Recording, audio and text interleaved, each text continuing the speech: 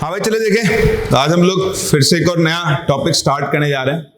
ये टॉपिक आपके फंडामेंटल्स को क्रिएट करता है। इन पे कभी कभी एग्जाम में डायरेक्ट क्वेश्चन भी आते हैं और टॉपिक का नाम होता है क्वांटम नंबर्स। क्या होता है? तो आज हम सीखेंगे, एक्चुअली इससे आप कॉन्फ़िगरेशन लिखना सीखोगे, कुछ बेसिक चीजें सीखोगे जिनके ऊपर आपको फोकस करना चाहिए। तो आप देखते हैं क्वांटम नंबर्स क्या होते हैं और कैसे हम इन्हें यूज करते हैं। देखो, इस दुनिया में लोकेशन बहुत इंपॉर्टेंट होती है ना।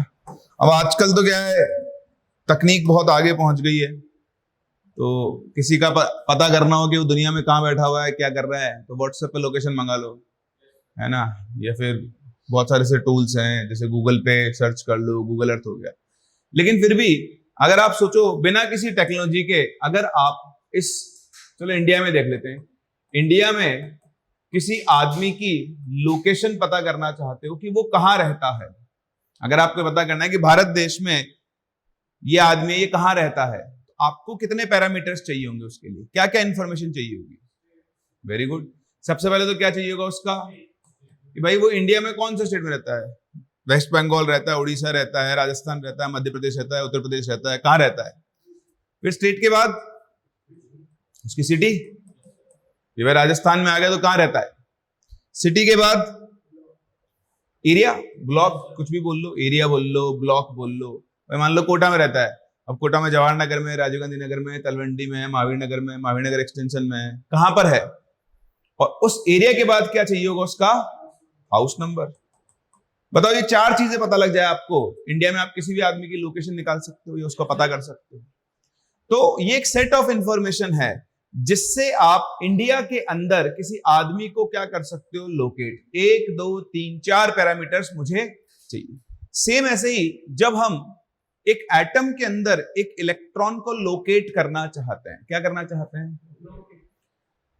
अब बताओ, क्या गारंटी कि आदमी यहां मिलेगा, पक्का आदमी यहां मिलेगा नहीं। हो सकता ऑफिस गया हो, जैसे अभी आप कहीं रहते हो हॉस्टल में, रूम में, अभी आपके रूम पे कोई पहुंच जाए, आप मिलोगे वहां, आप वहां पर मिल सकते हो। तो सेम चीज इलेक्ट्रॉन के साथ है। इस दुनिया में भी कोई नहीं बता सकता कि इलेक्ट्रॉन कहां मिलेगा, बस ये बता सकते हो कि इलेक्ट्रॉन यहां मिल सकता है। इसके मिलने के चांसेस सबसे ज्यादा कहां पर है, यहां पर।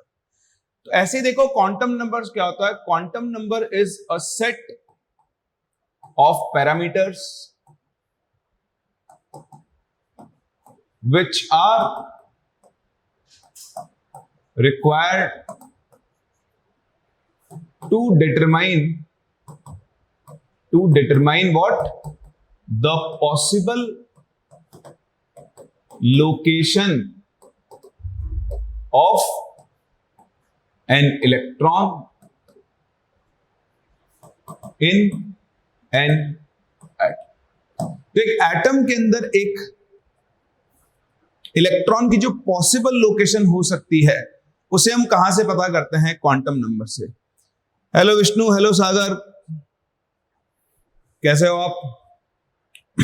चलिए, तो जैसे आपको यहां पर ये चार इंफॉर्मेशन चाहिए होती है, ऐसे हमारे पास चार क्वांटम नंबर्स होते हैं। इसमें पहला क्वांटम नंबर कौन सा होता है, प्रिंसिपल क्वांटम नंबर।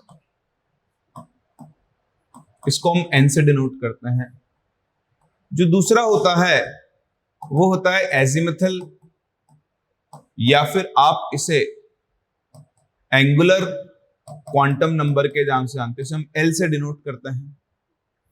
तीसरा आपके पास जो क्वांटम नंबर होता है वो होता है आपका मैग्नेटिक क्वांटम नंबर, जिसे हम लोग स्मॉल एम से डिनोट करते हैं। और जो चौथा होता है वो होता है आपका स्पिन क्वांटम नंबर, जिसे हम लोग स्मॉल एस से डिनोट करते हैं। सही है।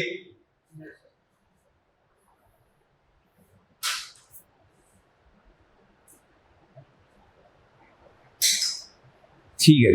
तो देखो, हर क्वांटम नंबर इलेक्ट्रॉन की लोकेशन की हेल्प करने में, मतलब ढूंढने में आपकी हेल्प करेगा। अब जैसे आप समझें कि मान लो ये मेरे पास एक बिल्डिंग है, कोई भी एक बिल्डिंग है। अब इस बिल्डिंग में क्या होंगे,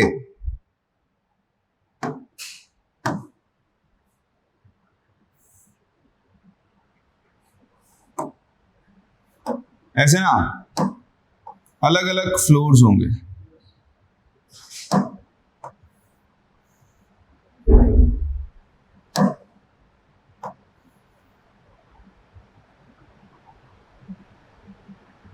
जैसे मान लो इस बिल्डिंग में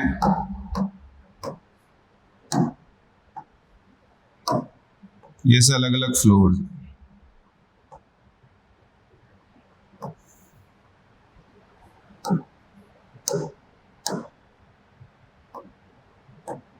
ठीक है। ये अलग अलग फ्लोर इस बिल्डिंग में। बताओ ये कौन सा फ्लोर हो गया, ग्राउंड। ये कौन सा हो गया, फर्स्ट फ्लोर। ये कौन सा हो गया, सेकंड फ्लोर। ये हो गया थर्ड फ्लोर। और ये कैसा हो गया, फोर्थ। तो मेरे पास 4 फ्लोर की बिल्डिंग है, ठीक है। अब आप इस बिल्डिंग के अंदर गए तो बताओ ग्राउंड फ्लोर पे क्या हो सकता है। ग्राउंड फ्लोर पे रूम्स हो सकते हैं, पार्टीशन में कुछ ना कुछ तो होगा, खाली तो पड़ी नहीं होगी, ठीक है। जैसे मान लो ग्राउंड फ्लोर है, ग्राउंड फ्लोर पे कुछ रूम्स होंगे, ठीक है। ऐसे 1 रूम 2 रूम, कितने भी रूम हो सकते हैं। ऐसे फर्स्ट फ्लोर पे भी क्या होंगे, अलग अलग रूम्स होंगे। तो हर बिल्डिंग में आप देखेंगे कि हर फ्लोर के ऊपर क्या होता है, कुछ ना कुछ रूम्स होते हैं। जैसे हमारी इस बिल्डिंग के अंदर है, अब फ्लोर पे रूम है। बताओ रूम में क्या लगी हुई है। तो रूम में आप देखोगे तो ये डेस्क लगी हुई है। जैसे मान लो अपनी कोचिंग की बिल्डिंग है ये, तो यहां पे देखो हर जगह डेस्क लगी हुई है। और डेस्क पे कौन बैठे हुए हैं, छात्र यानी आप, है ना।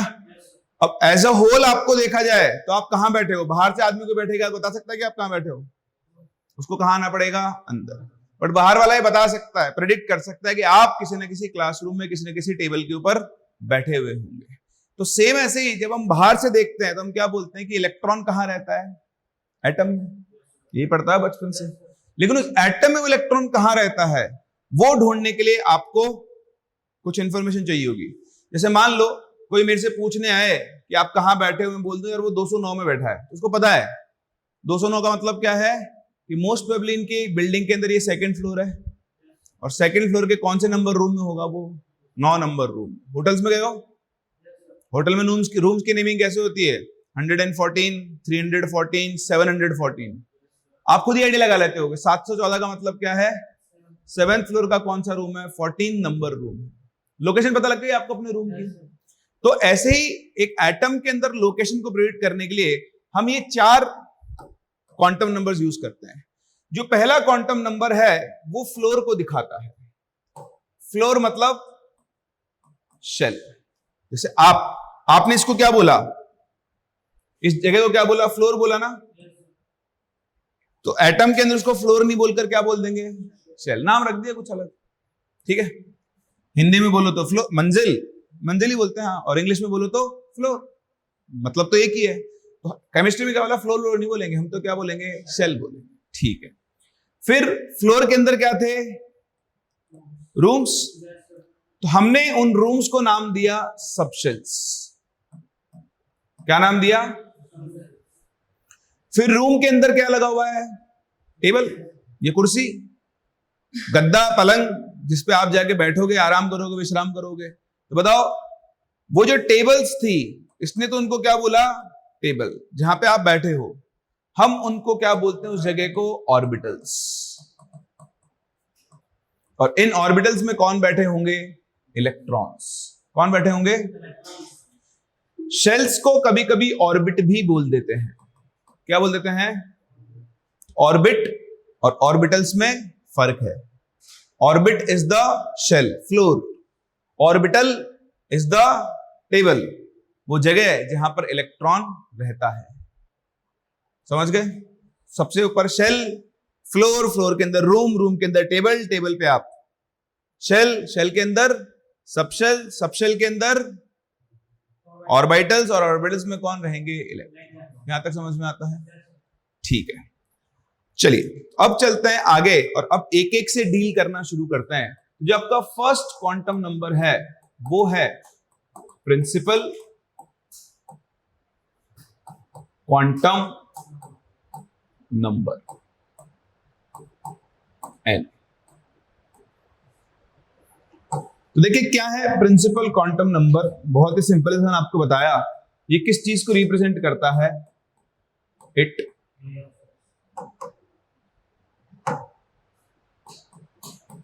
रिप्रेजेंट्स अ शेल, और बहुत सारे नाम देते हैं इसको, एनर्जी शेल और orbit around the nucleus. Nucleus के चारों तरफ ये एक ऑर्बिट या फिर शेल या फिर एनर्जी शेल को डिनोट करता है, ठीक है। Each value of n represents a shell और ऑर्बिट। ध्यान रखना ओनली कौन सी वैल्यूज होंगी, इंटीजर वैल्यूज। कौन सी वैल्यूज होंगी, इंटीजर। तो देखो ऐसे लिखते हैं, ये न्यूक्लियस है, न्यूक्लियस के चारों तरफ पहला शेल होगा n इक्वल टू 1, जिसे आप लोग बचपन से के शेल बोलते हो, याद है, KLMN, ठीक है। तीसरी चीज आप ध्यान रखना, as value of n increases, क्या होगा, as value of n increases, हाँ, साइज का मतलब क्या हो गई उसकी, radius, and energy of shell वो भी क्या होती है, इंक्रीज। तो जैसे जैसे वैल्यू ऑफ n बढ़ेगी, हाँ विष्णु सही बात कह रहे हो आप, बट ये ऐसा क्यों चल रहा है यार, आपको सब कुछ क्लियर दिख रहा है ना।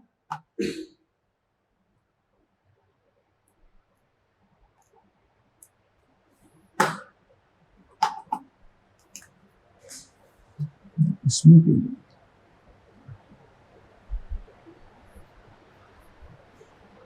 चलिए ठीक है। अब बताओ ये के शेल है, तो अगला शेल कौन सा होगा, एल शेल।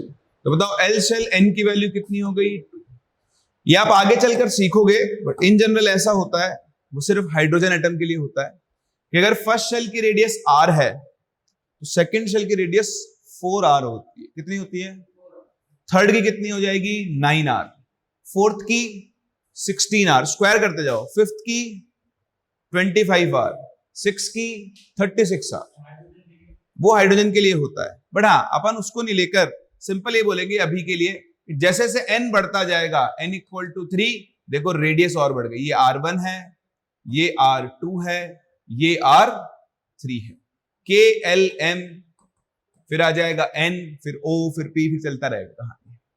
बट अभी समझें इंपॉर्टेंट चीज क्या है कि जैसे जैसे n यानी प्रिंसिपल क्वांटम नंबर की वैल्यू बढ़ेगी, वैसे से उसकी एनर्जी भी बढ़ेगी और उसकी साइज भी। जब हम आगे चल के पीरियोडिक टेबल पढ़ेंगे, प्रॉपर्टीज कंपेयर करेंगे, तो वहां आपके बहुत काम में आएगा, तो वहां बार बार नहीं बताने बैठूंगा मैं। आपको पता है कि अगर n इक्वल टू 3 है उसकी साइज क्या होगी, ज्यादा, और n इक्वल टू 1 है उसकी साइज क्या होगी, कम। बोलो बात समझ में आ रही है, ठीक है। अब बोलो आप क्या बोल रहे थे, एक इलेक्ट्रॉन है,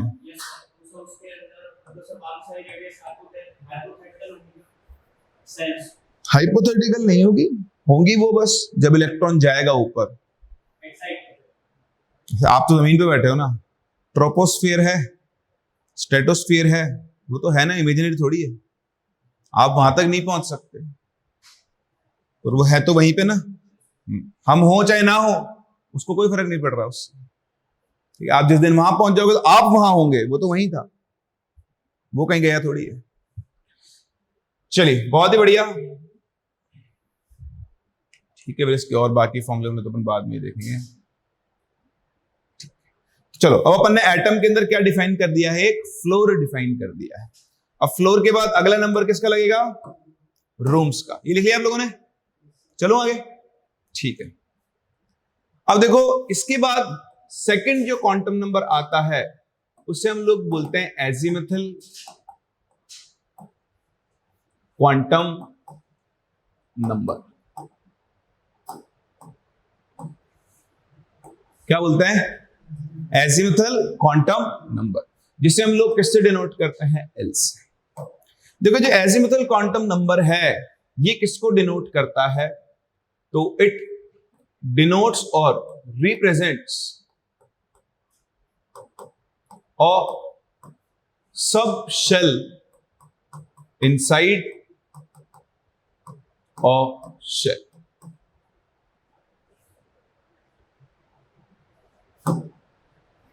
दूसरा, ईच वैल्यू ऑफ एल या ईच न्यूमेरिक वैल्यू, ऐसा लिखो rather, each numeric value of L represents a subshell inside a shell। ठीक है, अब तीसरी लाइन के ऊपर फोकस करें। जो थर्ड लाइन में यहां पर लिख रहा हूं उसका सिग्निफिकेंस या उसका मतलब क्या है आप ये समझें कि for a given value of N, ये लैंग्वेज को समझना शुरू करें। For a given value of N, इसका मतलब क्या है? एन की वैल्यू आपने डिफाइन कर दी, आपने बता दिया मुझे कि सेकंड फ्लोर पर जा रहे हो या फिर थर्ड फ्लोर पर। समझ रहे हो? जैसे मैंने बोला 309, तो थर्ड फ्लोर का कौन से नंबर का रूम है? 9। हो सकता है वहां 1 से लेकर 10 तक रूम हो सकता है 1 से 20 हो। आपने मुझे एन यानी थर्ड फ्लोर दे दिया। अब थर्ड फ्लोर में कितने रूम्स हैं वो मैं यहां से पता करूंगा। तो मैंने बोला के शेल, आपने एन के लिए दे दी कितनी? 1। मैंने बोला एल शेल, तो आपको एन के लिए दे दी 2। एम, तो एन के लिए कितनी दे दी? तो गिवन वैल्यू ऑफ एन का मतलब क्या है? आपने शेल डिफाइन कर दिया कि भाई साहब आपको सिर्फ थर्ड शेल में ही देखना है, सेकंड फर्स्ट पर नहीं जाना है। So for a given value of N there are n values of L which ranges between 0 to n minus 1।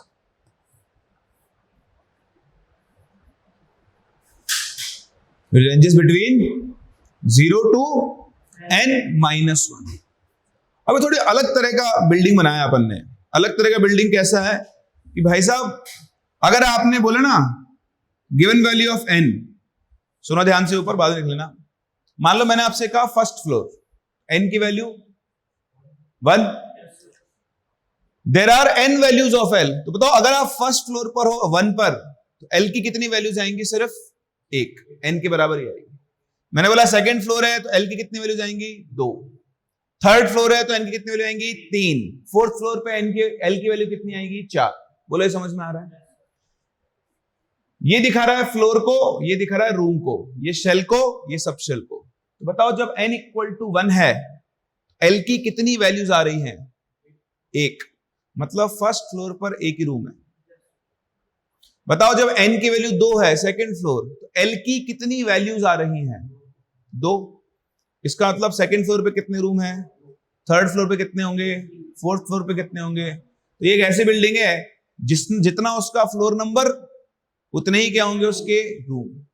समझ में आ रहा है? तो बताओ इस बिल्डिंग में फिफ्थ फ्लोर पे कितने रूम होंगे? 5। अब उन 5 रूम की नेमिंग करनी पड़ेगी। क्या लिख सकते हो? 501, 502, 503, 504, 505, ऐसा भी लिख सकते हो। नहीं, मैं तो 500 से शुरू करूंगा। पहला रूम 500, फिर 501, फिर 502, फिर 503 और फिर 500 हो गए 5। समझ में आ रहा है आपको?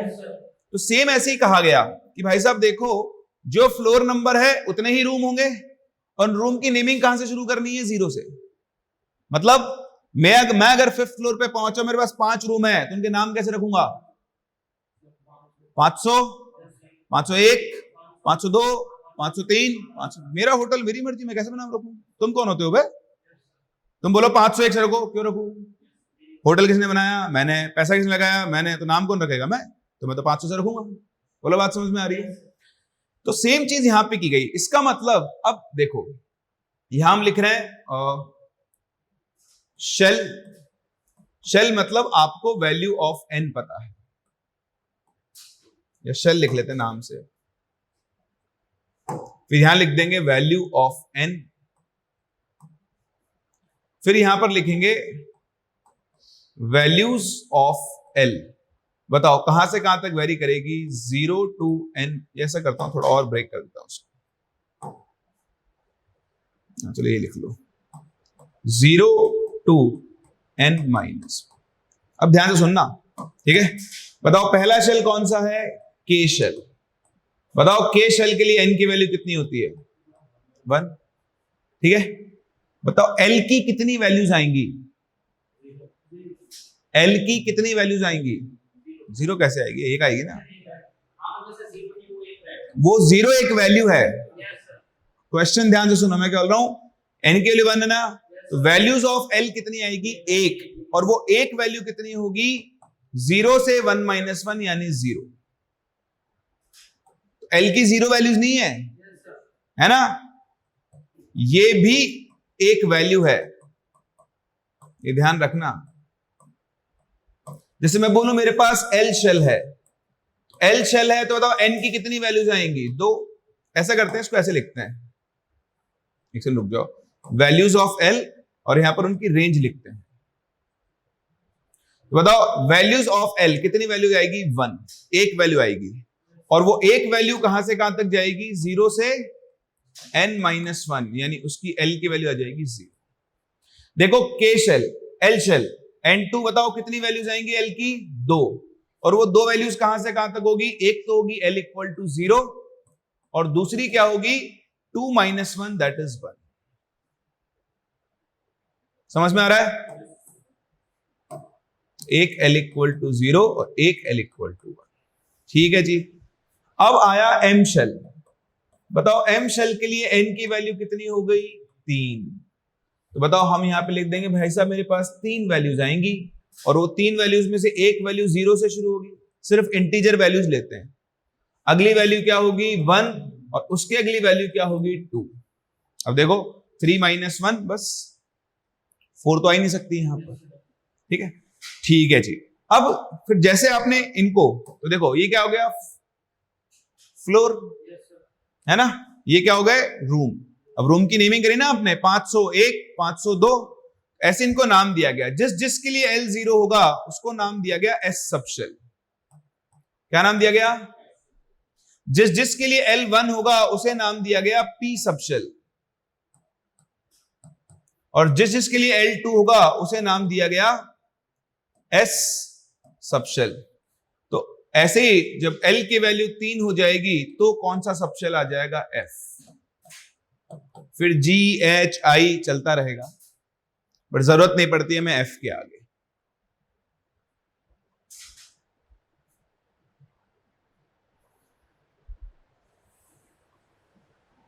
सही है?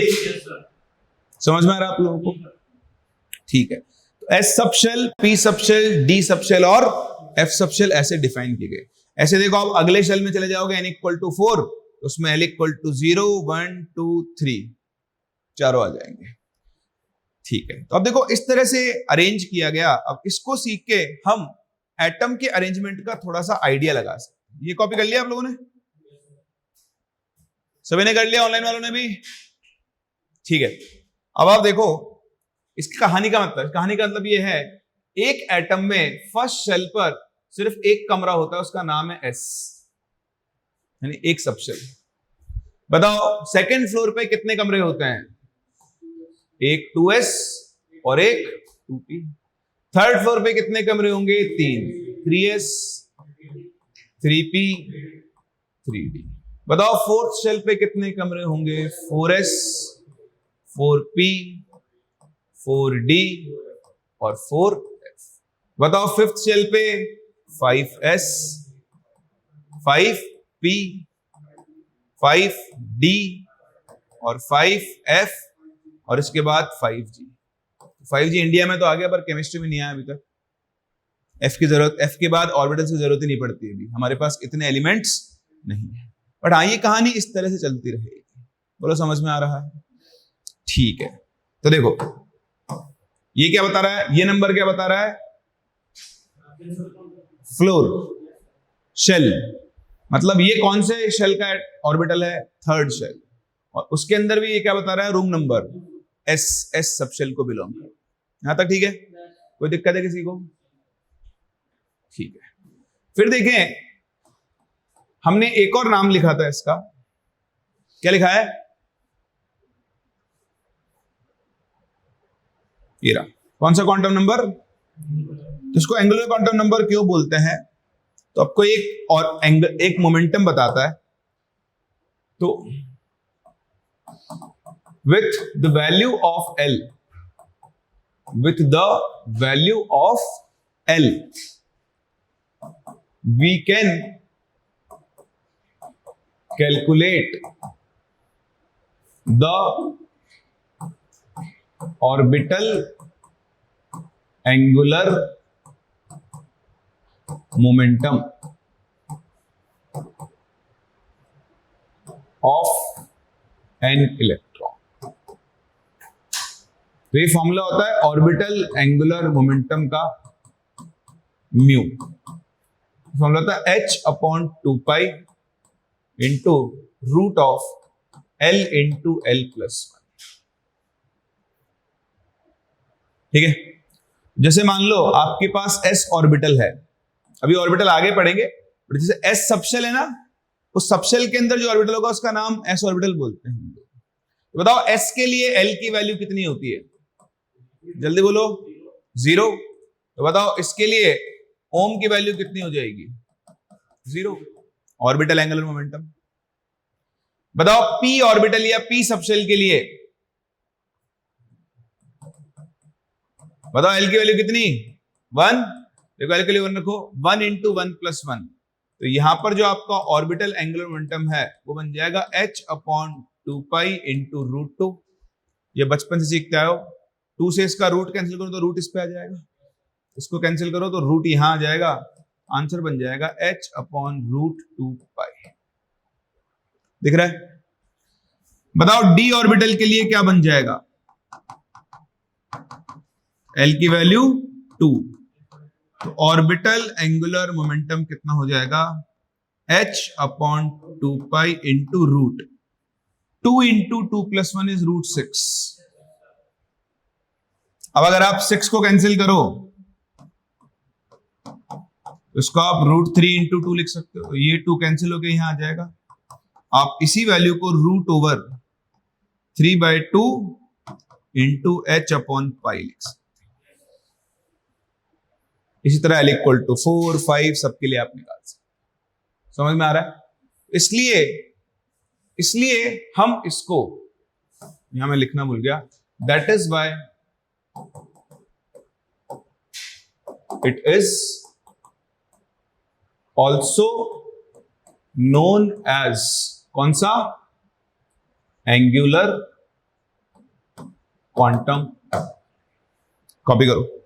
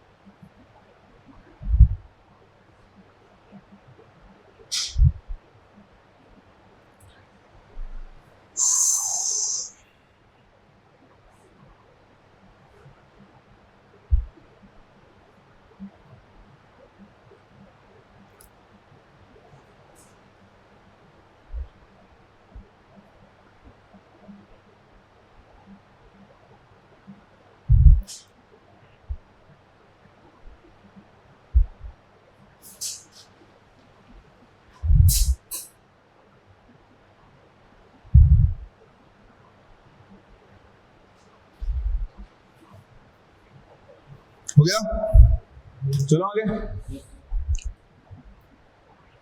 चलिए, अब शेल हो गया, सब शेल हो गया। अब हम चलते हैं अपने अगले क्वांटम नंबर के पास, जो हमें क्या बताएगा, ऑर्बिटल।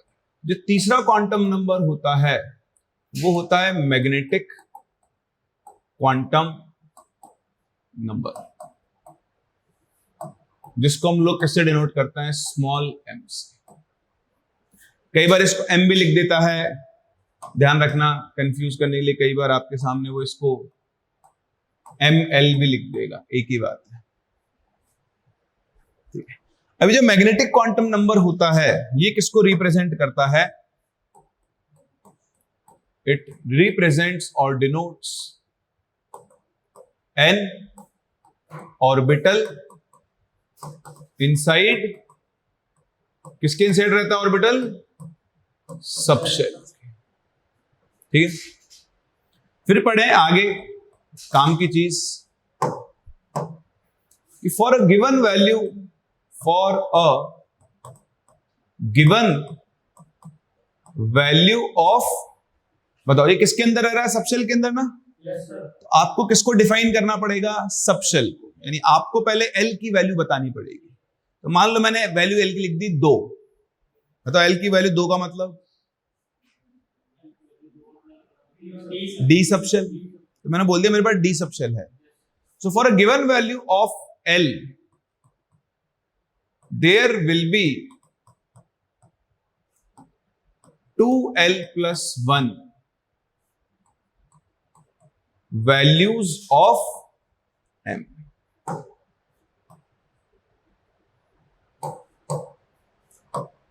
तो बेसिकली ये जो है आपको, ये आपको नंबर ऑफ ऑर्बिटल्स दे देगा इन अ सबशेल। देखो फॉर्मूला बन गया एक, कितना, 2l plus 1। जैसे मैं आपसे बात करूं l इक्वल टू 2 है, बताओ l इक्वल टू 2 कौन सा सबशेल होता है, डी सबशेल। तो बताओ डी सबशेल में टोटल ऑर्बिटल्स कितने होंगे,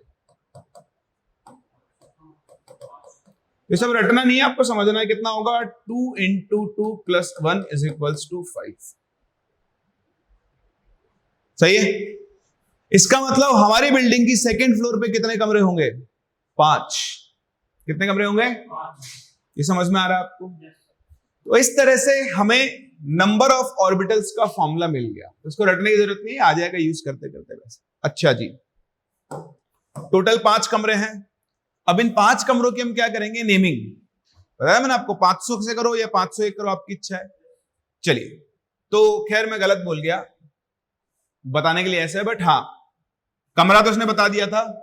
उस कमरे में कितनी बेंचेस लगी हुई हैं, 5। अब बेंच नंबर 1, 2, 3 जो भी नाम रखना है रख लेंगे मुझका, ठीक है।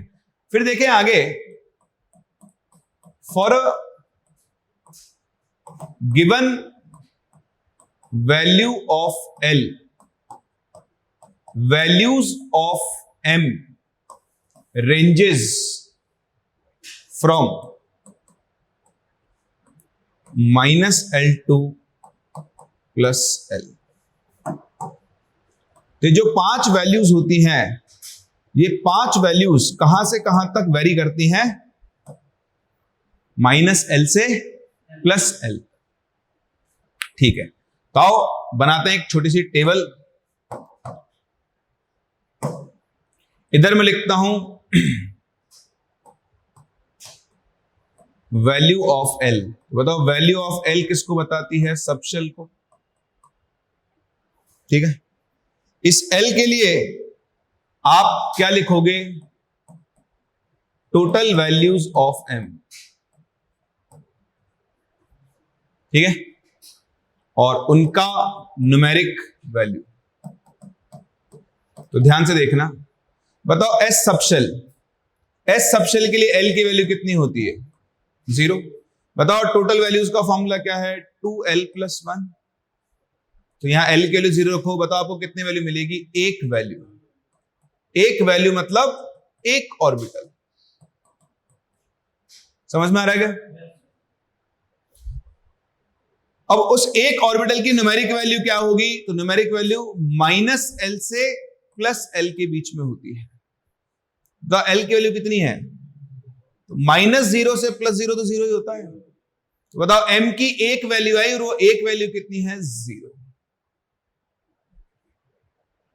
तो ये जो एक वैल्यू है ये एक ऑर्बिटल को दिखा रही है, इसलिए हम कहते हैं s ऑर्बिटल या s सबशेल में, सो s subshell will contain only one orbital। One orbital मतलब वन डब्बा, हम डब्बे से रिप्रेजेंट कर रहे हैं अभी उसको। ओके, मतलब इस कमरे में एक ही बेंच लगी हुई है, सिर्फ ये एक स्टूल लगी हुई है, मान लो एक ही आदमी बैठ सकता है, ये देखते हैं कितने बैठ सकते हैं वो। तो फिर आएगा पी सबशेल। बताओ पी के लिए एल की वैल्यू कितनी हो गई? 1।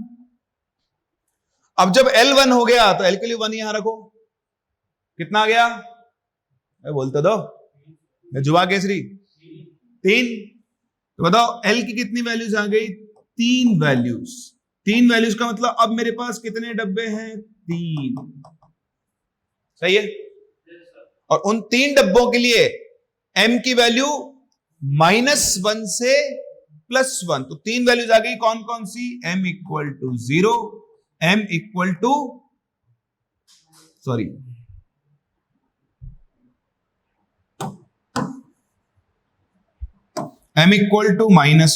m = 0 और m = +1। दिखता है सभी लोगों को? तो बताओ इस ऑर्बिटल में कितने डब्बे होंगे? सॉरी, इस सबशेल में कितने डब्बे होंगे? 3, यानी 3 ऑर्बिटल्स। फिर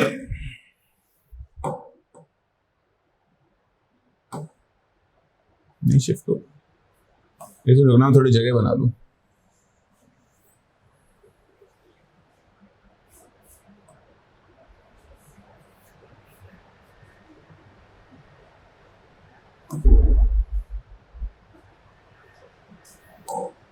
ठीक है जी। फिर देखो अपने पास sp के बाद कौन आएगा? d। d के लिए l की वैल्यू बताओ, d के लिए l की वैल्यू है ना, तो यहां पर कितनी आएंगी? 5 वैल्यूज। वो 5 वैल्यूज कौन कौन सी होंगी? तो 5 वैल्यूज का मतलब 5 ऑर्बिटल, और उन पांचों के लिए m की वैल्यूज कहां कहां आएंगी? -1, 0, सॉरी -2 से। m की वैल्यू कहां से शुरू होगी? -2, -1, 0, +1 और +2। बोलो, दिखाई दे रहा है?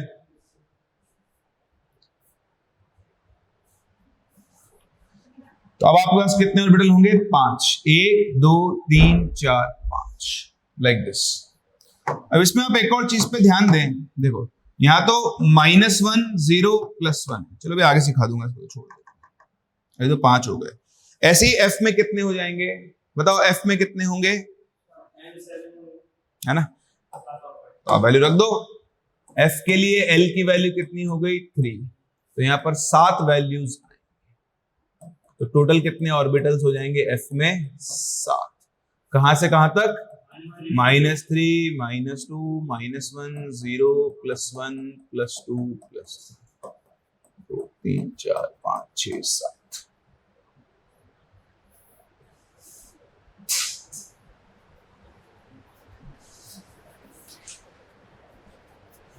करेंगे विष्णु, करेंगे नेक्स्ट वीक से।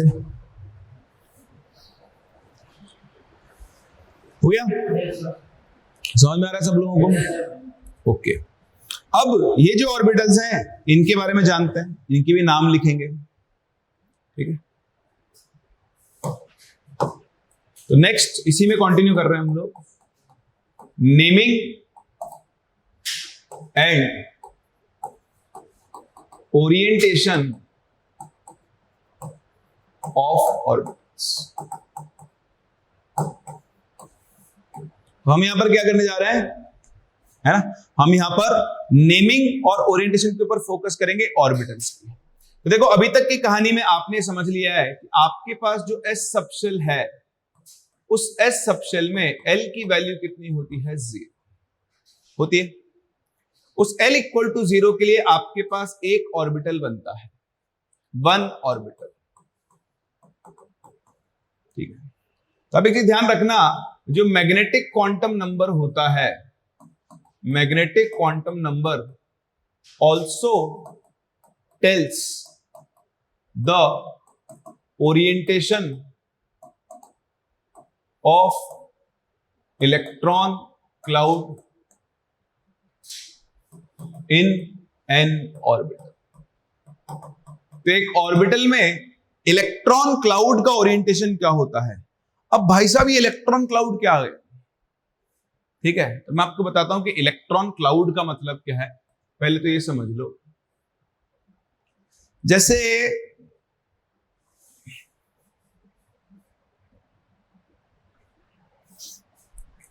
गूगल बाबा के पास चलते हैं।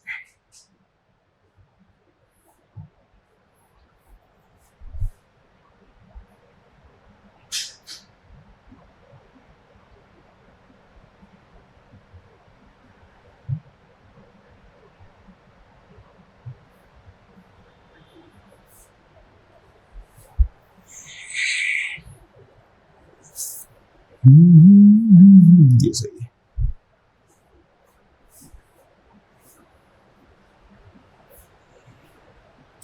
जाने क्या खुल गया। देखो आपको ये मैप दिख रहा है,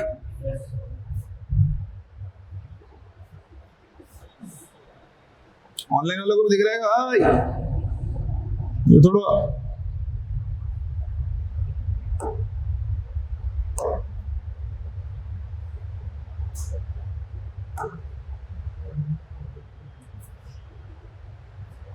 यार,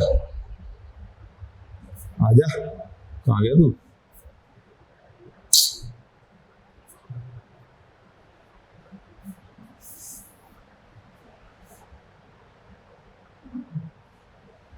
चलो अब दिख जाएगा, चाइनीज फोन की तरह हो गया। बताओ आपको यहां पर कोई इंसान दिख रहा है रहता हुआ है, लेकिन यहां आपको दिख रहा है, क्या दिख रहा है कि यहां पर इंसान, बताओ रहता होगा नहीं रहता होगा? कम रहता है। यहां पर यहां थोड़े बहुत हैं, यहां बहुत सारे लोग हैं, यहां बहुत ही ज्यादा लोग हैं। लोग इतने सारे बिल्डिंग हो गई यहां, तो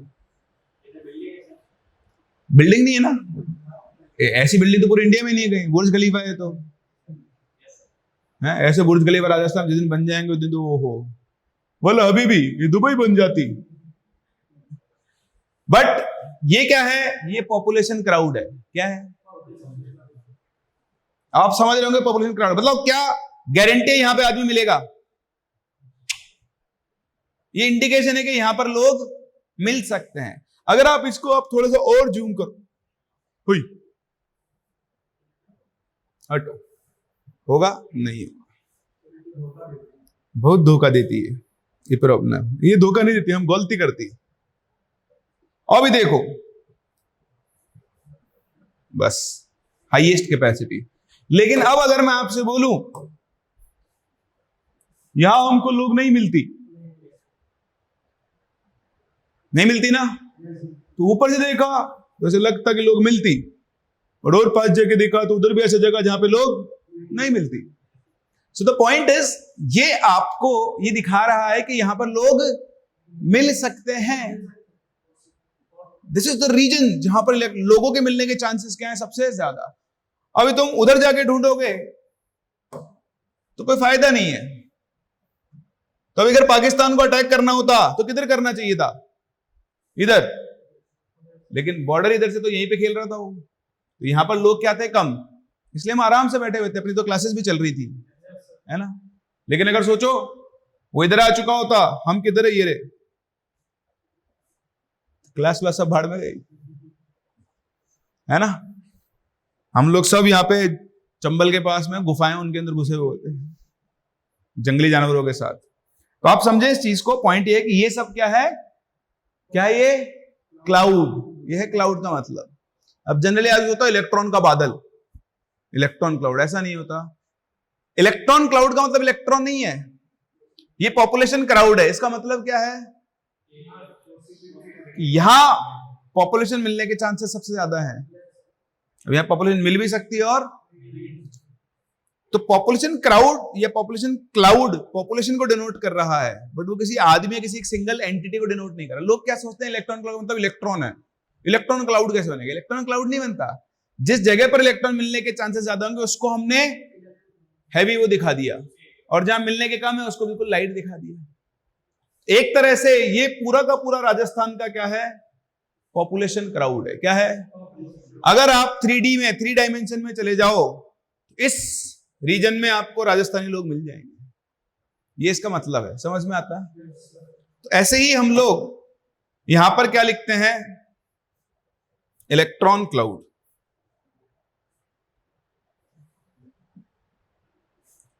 ठीक है, आई होप इलेक्ट्रॉन क्लाउड का मतलब समझ में आ गया ना यार? भाड़ में जा। तो region in space where electron can be form. ठीक है, तो s ऑर्बिटल जो है इसकी शेप बताई गई स्फेरिकल। कैसी बताई गई? ऐसा दिखाया गया एस ऑर्बिटल को। एक एटम का अगर एस ऑर्बिटल देखो तो उसमें एक न्यूक्लियस होगा और उस न्यूक्लियस के चारों तरफ एक गोलाकार रीजन होगा, स्फेरिकल रीजन, जहां पर इलेक्ट्रॉन मिल सकता है।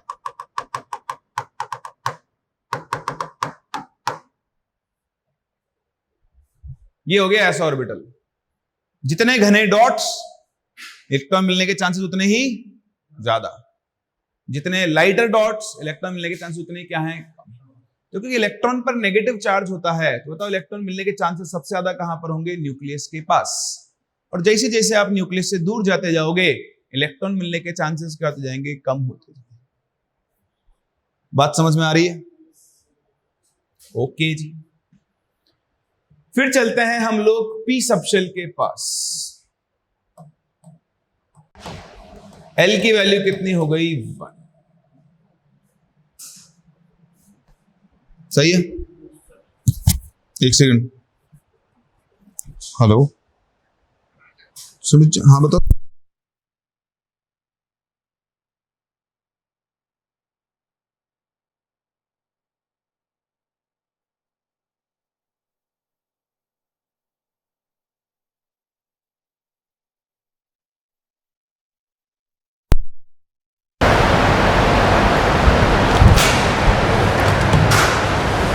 चलिए फिर देखते हैं पी सबशेल। अब आपके पास एल की वैल्यू कितनी आ गई?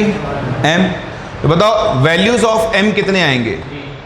है ना? तो नंबर ऑफ ऑर्बिटल्स का फॉर्मूला क्या होता है? बोलो। 2l + 1। तो 2 × 1 + 1 कितना आ गया? 3। तो मेरे पास यहां पर 3 ऑर्बिटल्स होंगे, 1 2 3। इनमें से किसी एक के लिए l की वैल्यू -1 होगी। बताओ m की कितनी वैल्यू आ सकती है यहां पर? -1 0 + 1। ठीक है। अब कोई ऑर्डर फिक्स नहीं है, किसी के लिए भी +-1 हो सकती है, किसी के लिए भी 0, किसी के लिए भी +-1। यहां लिख देना ऑर्डर इज नॉट फिक्स्ड। यानी ये +1 भी हो सकता है या फिर -1 या 0 भी हो सकता है, कोई दिक्कत नहीं है। ये +-1 0 कुछ भी हो सकता है, ये भी +-1 0 कुछ भी हो सकता है। लेकिन अगर एक बार ये +1 हो गया तो फिर अगले वाले को क्या होना पड़ेगा? माइनस। ये आपको समझ में आता है? अभी देखो ये +1 0 -1 सब किसको दिखाता है? ओरिएंटेशन यानी डायरेक्शन को। जैसे मैं आपको फिजिक्स में लेकर चलता हूं, ठीक है? आपने फिजिक्स में ऐसे एक्सिस बनाई है, एक्स वाई बनाते हो। बताओ ये क्या है? ओरिजिन। इसके लिए x की वैल्यू 0 और y की वैल्यू भी 0। अब मैं आपसे बोलूं यार x की वैल्यू +3 है, तो बताओ किधर जा रहे हैं हम? उधर।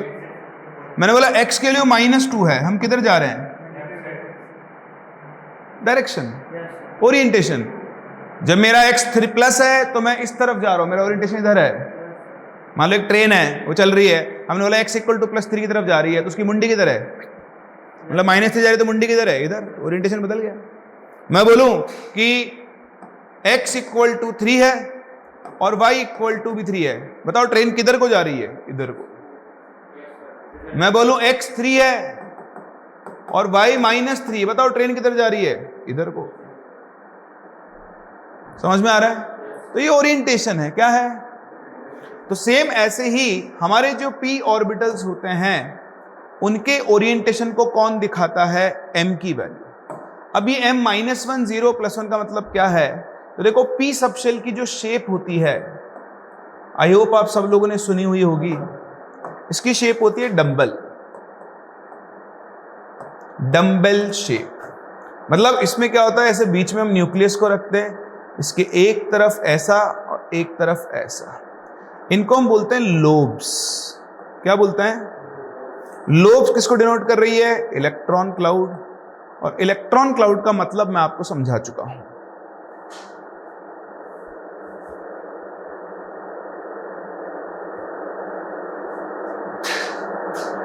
हाँ सचिन, वो तो चलता ही रहता है ऐसे सागर।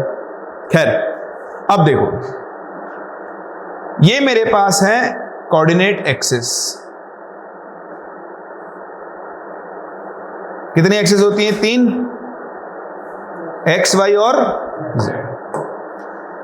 तो अब मेरी मर्जी, मैं इनमें से किसी भी एक को, मतलब इसको बोल दूंगा m = 0, मेरी इच्छा है। फिर इसको क्या बोल सकता हूं? m = +1, m = आप बोलोगे नहीं मेरे को नहीं समझ में आता। मैं तो इसको +1 बोलूंगा, इसको 0 बोलूंगा, इसको -1 बोलूंगा। बोल ले, मुझे क्या फर्क पड़ता है?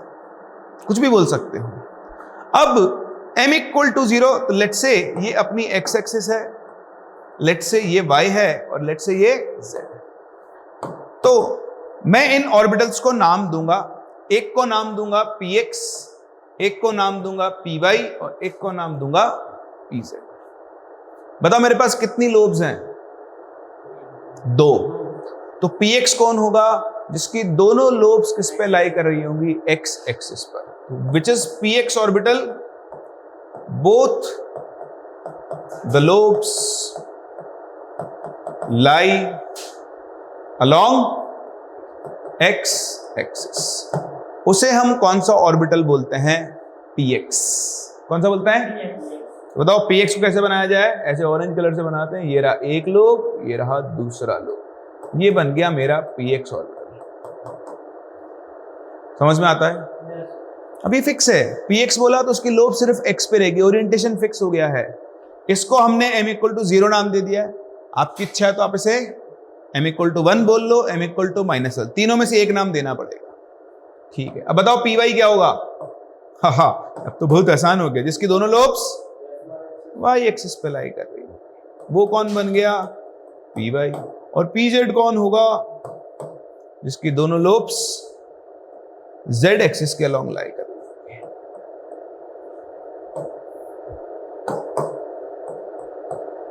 सही है?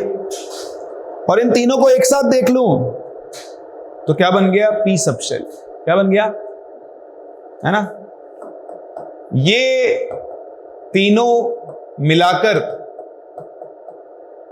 देखे जाए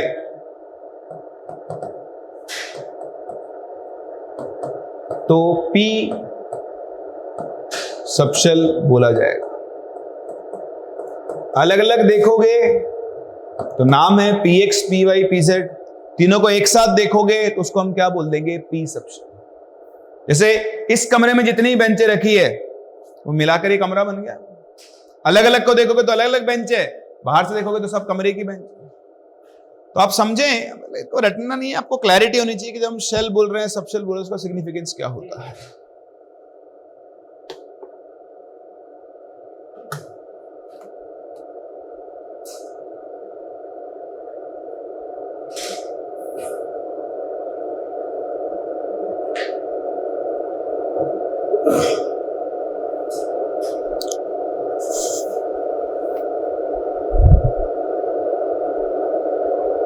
चले आगे, कोई डाउट? ठीक है, अब आएगा कौन सा? डी। तो बताओ अगर हम डी सबशेल की बात करें, डी सबशेल, तो डी सबशेल में आप बताओ एल की वैल्यू कितनी हो गई? 2। तो बताओ टोटल ऑर्बिटल्स कितने आएंगे? बार बार फॉर्मूला बोले ताकि हमेशा के लिए याद हो जाए, कौन सा? 2l+1, तो 2 × 2 + 1 यानी 5। तो मेरे पास अब बनेंगे 5 डब्बे, और इन 5 डब्बों के लिए l की वैल्यू -2, -1, 0, +1, +2, पर वैल्यूज फिक्स नहीं है तो प्लस माइनस कुछ भी हो सकता है। सही है। अब अगर हम डी की शेप की बात करें तो इसकी शेप होती है पुष्पा।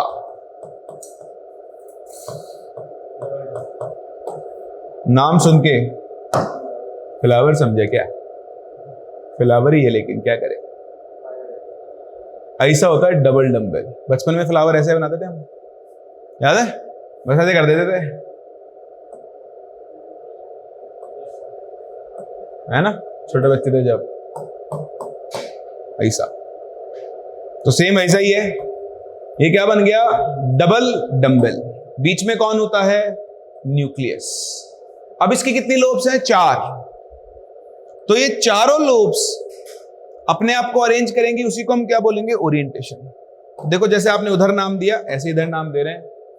एक होता है dxy, एक होता है dyz, एक होता है dzx, एक होता है dx² y², कुछ लोग इसको dx² - y² भी बोलते हैं, और dz²।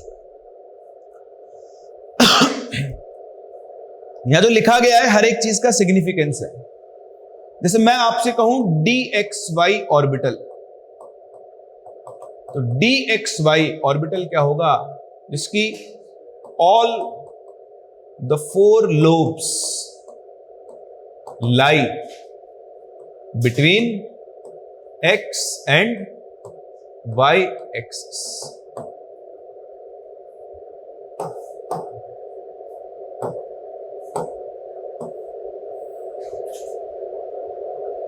जैसे मैं आपके सामने ये एक प्लेन बना रहा हूं, इस प्लेन की एक एक्सिस ये है और दूसरी एक्सिस ये है। इसको नाम दे देते हैं कौन सी एक्सिस? X axis. इसको क्या नाम दे देते हैं? Y axis.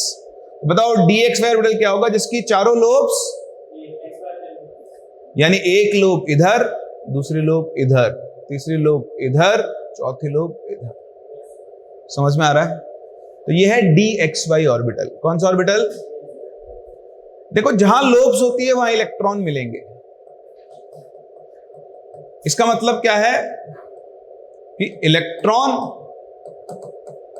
Will be found in XY plane. ठीक है।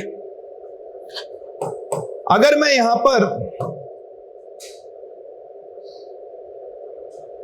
Z एक्सिस को भी दिखाऊं तो देखो एक प्लेन बनेगा XZ वाला, ऐसे वाला, और एक प्लेन बनेगा YZ वाला। तो यहां हम एक और चीज डिफाइन करते हैं, उसे हम बोलते हैं नोडल प्लेन। क्या बोलते हैं? So what is a nodal plane? It is an imaginary plane. Imaginary plane passing through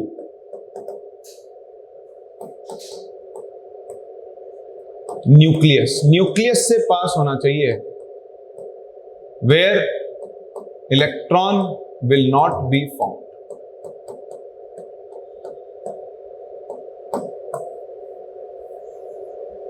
तो एक ऐसा इमेजिनरी प्लेन होता है जो हमेशा पास कहां से होगा?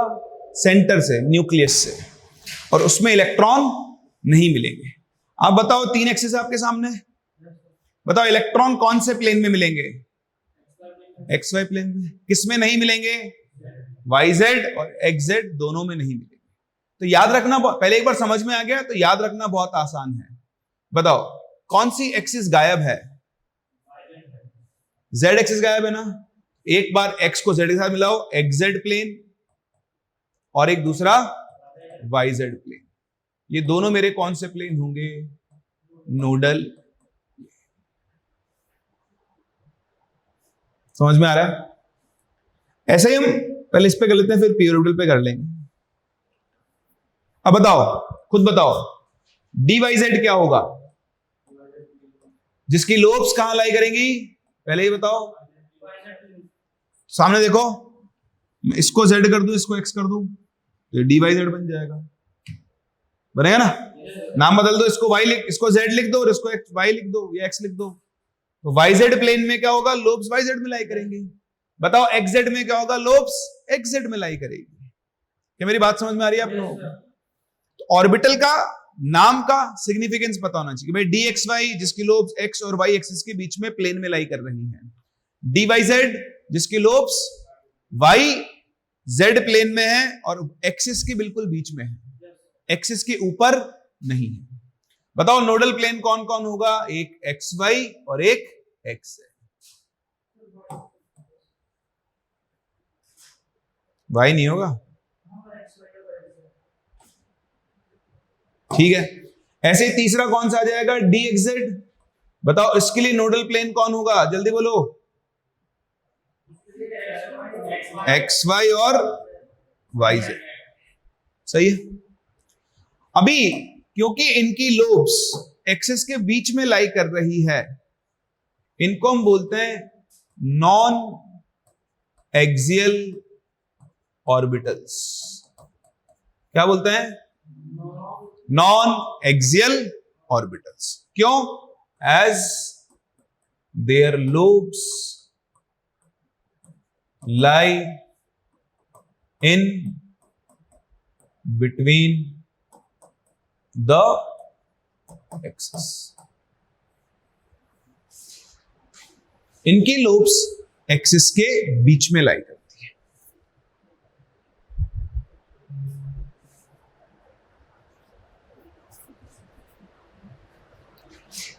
सही है।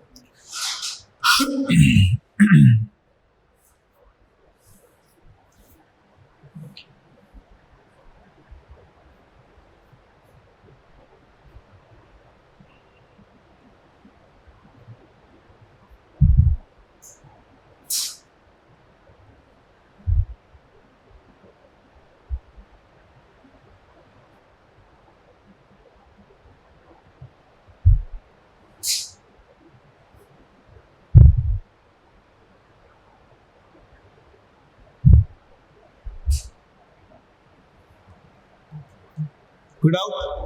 आगे चलो। अब देखो ये तो हो गए कौन से ऑर्बिटल? Non axial orbital. अब दो और बचे कौन कौन से?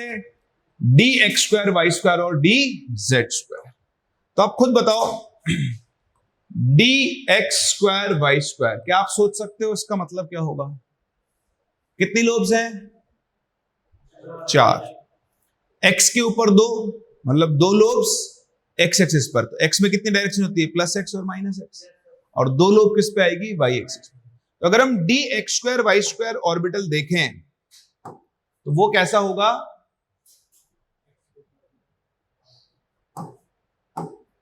थोड़ा कलाकारी कर लेंगे। ऐसा 1, ऐसा 2। अब इसकी जो लोब्स हैं, ये मान लो एक्स एक्सिस है और ये, तो इसकी लोब्स एक्सिस के अलोंग लाई ऐसे। वाई पे 2, वाई पे 2 और एक्स पे कितनी लोब? ऐसा। तो ये बन गया D X square Y square, यहां पे से D X square minus Y square. ये एक एक्सियल ऑर्बिटल है। कैसा ऑर्बिटल है? क्यों? As lobes lie along the axis. इसकी लोब्स किसके अलोंग लाई कर रही है? एक्सिस के अलोंग लाई कर रही है। बोलो बात समझ में आ रही है? ठीक है। अब अगर आप इसमें देखो, इसमें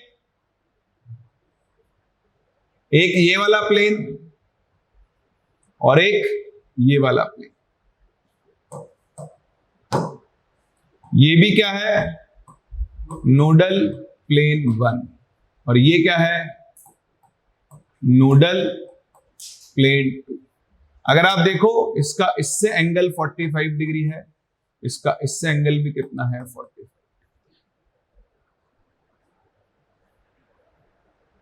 वो याद रखने की जरूरत नहीं है।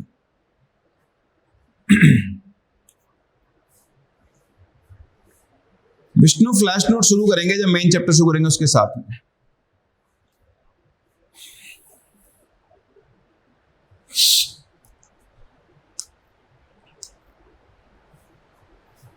हो गया, चलो आगे।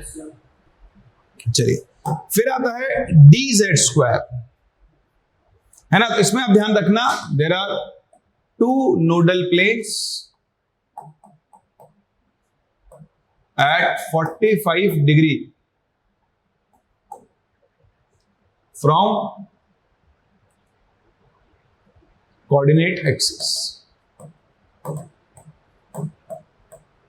ठीक है ना। y एक्सिस से 45 डिग्री पर और x एक्सिस से भी कितने डिग्री पर होता है 45। और लोब्स कहां पर लाई करती है, एक्सिस के अलोंग। ठीक है, लास्ट आता है dz²। इसकी शेप थोड़ी डिफरेंट होती है।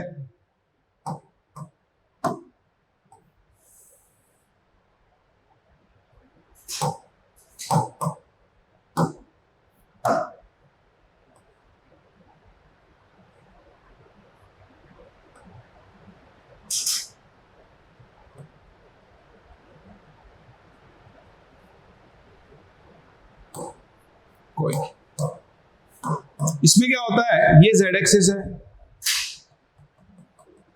ये मान लो x एक्सिस है और ये y। इसका जो मैक्सिमम इलेक्ट्रॉन क्लाउड होता है वो z एक्सिस पे लाई करता है, लाइक दिस। ये तो कितनी लोब हुई, 2। अब होती कितनी है, 4। तो जो बाकी की 2 लोब्स होती हैं वो यहां पर मर्ज होकर ऐसे एक रिंग बना लेती है इसके चारों तरफ।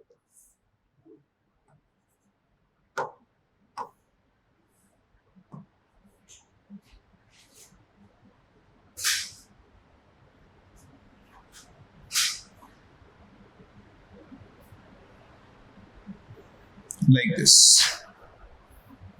तो ये आधा इस रिंग के ऊपर होता है और आधा इस रिंग के नीचे होता है। तो आप ध्यान रखना, इस रिंग में इसकी, और बाप,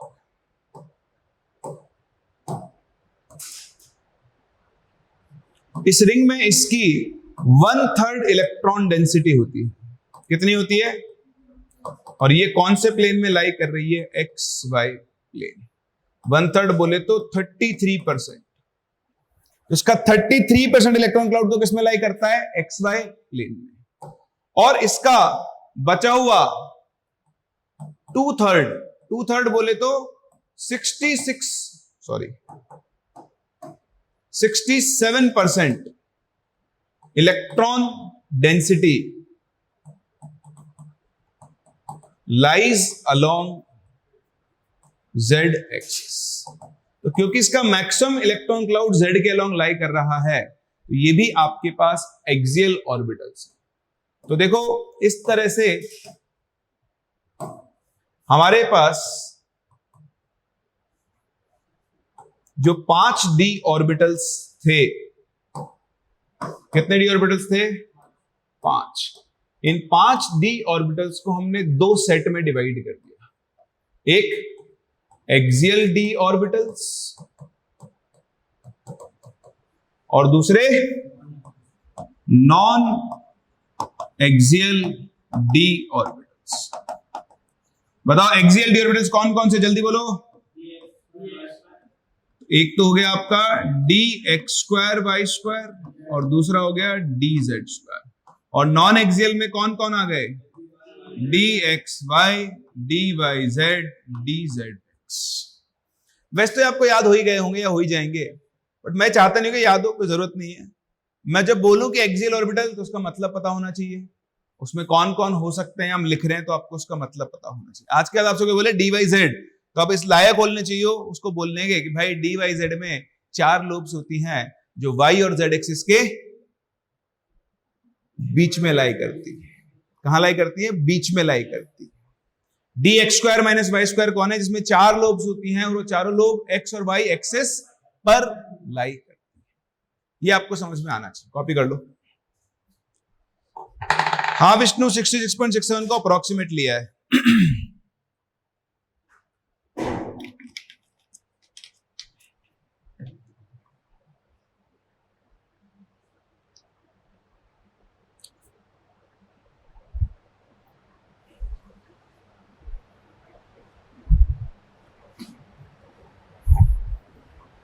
चलो आगे, बन गए?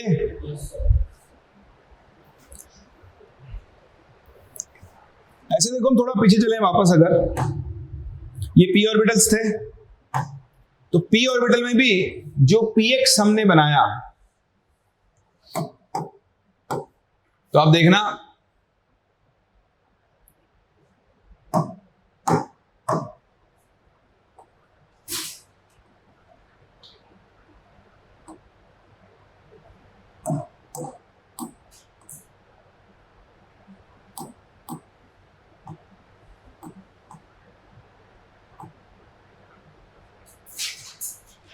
जैसे मान लो ये एक्स एक्सिस है, तो बताओ ये वाली एक्सिस कौन सी हो जाएगी? y, और ये वाली एक्सिस कौन सी हो जाएगी? z।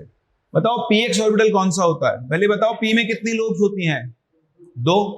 और px में वो दोनों लोब कहां लाई करेगी? x एक्सिस पर। कहां लाई करेगी? तो देखो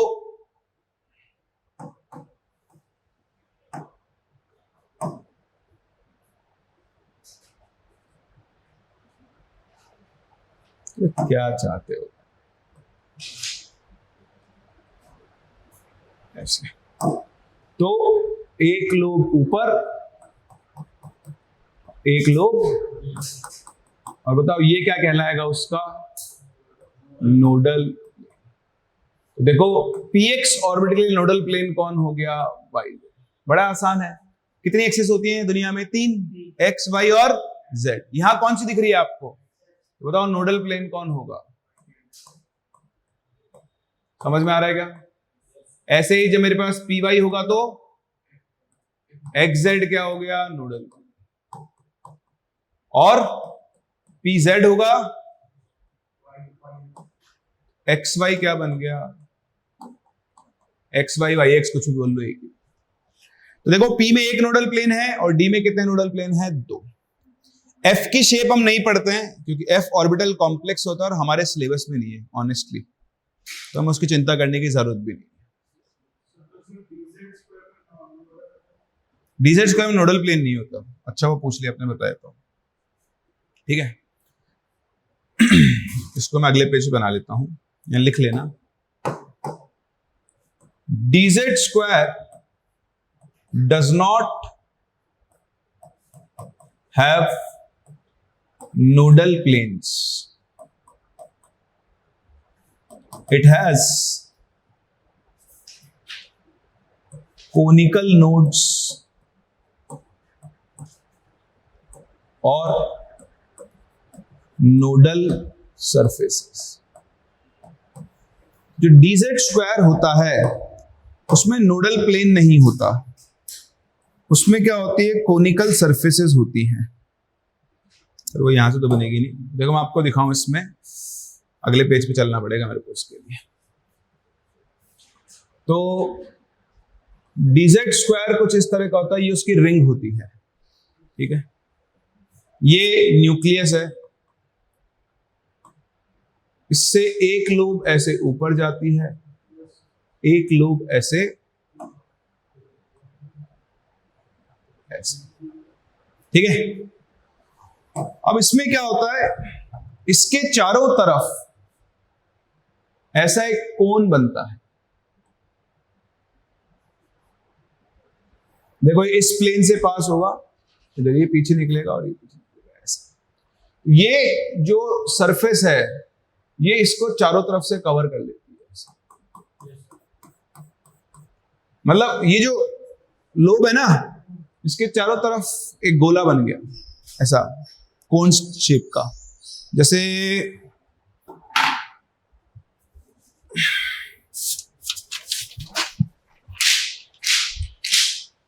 जैसे बॉटल है ना, इसको मैं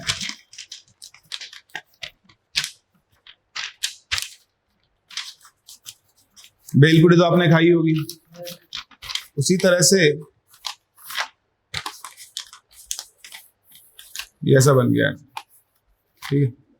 अब ये तो बहुत बड़ा है, जैसे मान लो ये पेन है, ठीक है, तो ऑनलाइन वाला को तो मुश्किल ही दिख रहा होगा, बट ये जो पेन है और ये एक, अब मैं इस पेन को इसमें डाल दूं और ये इसको टच नहीं करे कहीं से भी, इस कागज ने इस पेन को चारों तरफ से क्या किया हुआ है, सराउंड किया हुआ है, लेकिन ये कहीं भी इसको टच, ये इस पेन के लिए क्या बन गया है, कोनिकल नोड या फिर नोडल सरफेस। ऐसा इस लोब को इसने ऐसे कवर किया हुआ है, ऐसे ही नीचे वाले को भी कवर कर लेगा ये ऐसे। तो ये आपके कौन से नोड बनते हैं, कोनिकल नोड्स, या फिर आप इन्हें क्या बोलते हो, नोडल सरफेसेस। तो ये भी ऐसा बनेगा, इसको इधर से कवर कर लेगा और पीछे से खाली छूटा होगा, लाइक दिस। आई होप ठीक ठाक दिख रहा है आपको कि इसने लोब को कवर किया हुआ है। तो ये इसका एक कोनिकल नोड है, कोनिकल नोड 1, और ये इसका दूसरा। तो डीजेड स्क्वायर में नोडल प्लेन नहीं होते, उसमें क्या होती है, नोडल सरफेस या फिर कोनिकल नोड्स।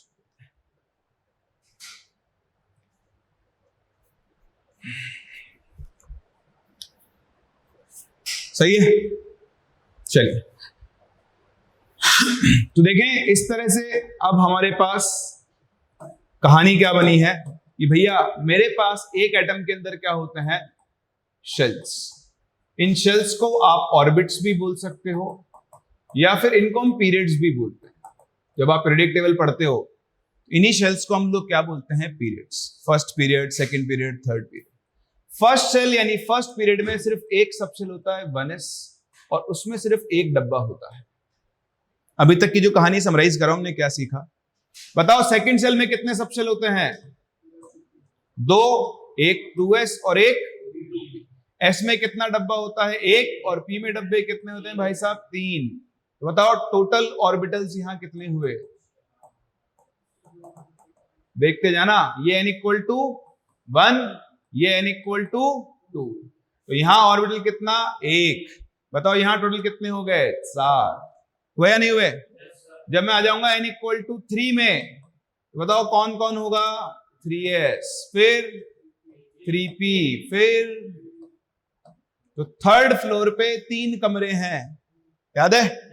इस कमरे में कितनी बेंच है, 1, इसमें कितनी है, 3, और इसमें 5, टोटल कितना, 9। बताओ n इक्वल टू 4, कितने फ्लोर, फोर्थ फ्लोर पे कितने कमरे, 4, कौन कौन सा, 4s, 4p, 4d, 4f। कितना कमरा, सॉरी कितनी बेंच, 1, यहां कितनी, 3, यहां 5, और यहां टोटल कितना हो गया भाई, 16। अरे तो फॉर्मूला बन रहा है, देखो n इक्वल टू 1, ये हो गया 1 का स्क्वायर, ये हो गया 2 का स्क्वायर, ये हो गया 3 का स्क्वायर, ये हो गया 4 का स्क्वायर। दिख रहा है। तो यहां से हम एक फॉर्मूला बना सकते हैं, क्या है, maximum number of orbitals in a shell. बताओ क्या बन गया फॉर्मूला, n स्क्वायर। एक शेल में मैक्सिमम कितने ऑर्बिटल हो सकते हैं, n स्क्वायर के बराबर। अब वो भरे नहीं भरे उसकी कोई गारंटी नहीं है, हो कितने सकते हैं। फिफ्थ फ्लोर पे कितनी बेंच हो सकती है, 5 का स्क्वायर 25। तो फिफ्थ फ्लोर पे कितने हो सकते हैं, 25। 6 पे कितने हो सकते हैं, 36। 7 पे हो सकते हैं 49। 8 पे हो सकते हैं 60। और देखो, क्योंकि आप सभी जानते हो कि एक ऑर्बिटल में मैक्सिमम कितने इलेक्ट्रॉन आ सकते हैं, इतना तो आप जानते ही हैं, है ना। एन ऑर्बिटल वो अपन देख लेंगे क्यों, बट अभी तो अपने को पता है, can contain a maximum of 2 electrons with opposite spin. तो अभी तो खैर अपोजिट छोड़ दो। तो बताओ maximum number of electrons in a shell कितने आ सकते हैं? 2n²। तो ये दो बेसिक से फॉर्मूले हैं जो आपको पता होने चाहिए, आगे भी आएंगे खैर, बट कहीं कहीं लिखे हुए मिल सकते हैं। ठीक है, इसे देखो, फर्स्ट शेल में मैक्सिमम कितने इलेक्ट्रॉन आ सकते हैं? इनटू 2 कर दो, 2। बताओ सेकंड में मैक्सिमम इलेक्ट्रॉन कितने आ सकते हैं? ये मैक्सिमम पॉसिबल इलेक्ट्रॉन्स है। इसमें कितने आ सकते हैं? 8। इसमें कितने आ सकते हैं? 18। याद आ रहा है कुछ? 2 8 8, बट यहां तो चेंज हो गया, 2 8 18। फिर कितना आ सकता है? 32। फिर कितना आएगा? 25 का 50। फिर आएगा 128। बट ऐसा होता नहीं है। क्यों नहीं होता है वो अपन आगे सीखेंगे जब हम इलेक्ट्रॉनिक कॉन्फ़िगरेशन लिखना सीखेंगे। ठीक है, तो आज की क्लास अपन यही खत्म कर रहे हैं, है ना। आज मैंने आपको सिखाया, मैंने समराइज कर दिया है, ये उसकी समरी है। आज के बाद आपसे कोई px py pz बोलता है तो आपको दिमाग में कंफ्यूजन नहीं होना चाहिए कि px का मतलब क्या है, py का मतलब क्या है और pz का मतलब। कोई डाउट नहीं? वैसे थोड़ा सा बचा है, वो सिखा दूं फिर मैंने, पर वो आके सिखाना पड़ेगा, जो रूल्स आएंगे उसके बाद करना। ठीक है, तो आप यहीं तक कंप्लीट करें, नेक्स्ट क्लास यहां से आगे बढ़े। Thank you.